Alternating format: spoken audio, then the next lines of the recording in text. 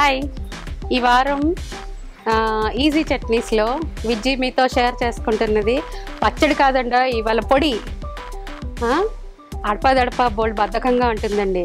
అలాంటి బద్ధకం వచ్చిన రోజున ఇలాంటి పొడులు సిద్ధంగా ఉన్నాయనుకోండి, మేనేజ్ అయిపోతామండి వంటక్కర లేకుండాను.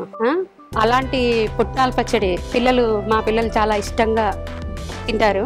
అది ఎలాగా చేయాలి మీతో షేర్ చేసుకుంటాను ఇవాళ. పిల్లలందరూ చాలా ఎంజాయ్ చేస్తారు. మీరు కూడా ట్రై చేయండి దీన్ని.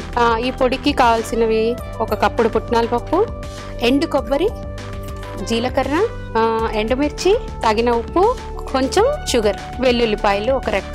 ముందు ఎండు కొబ్బరి గ్రైండ్ చేస్తానండి. ఇది కొంచెం గ్రైండ్ అవ్వడానికి కొంచెం టైం తీసుకుంటుంది.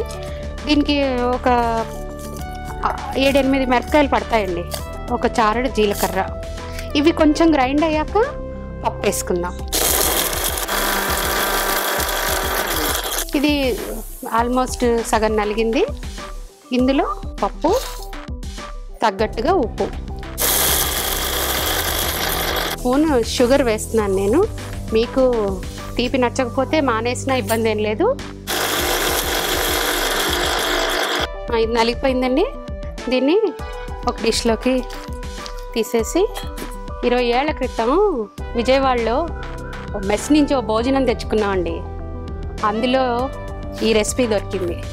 ఇది ఎంత ఇష్టం అంటే పిల్లలందరికీ చాలా ఇష్టం. మేము మళ్ళీ వాళ్ళని అడిగి ఈ రెసిపీ విధానం అంతా తెలుసుకుని, ఇప్పటికి 20 years నుంచి ఇది ఆల్మోస్ట్ నా ఇంట్లో నిత్యం ఉంటుంది.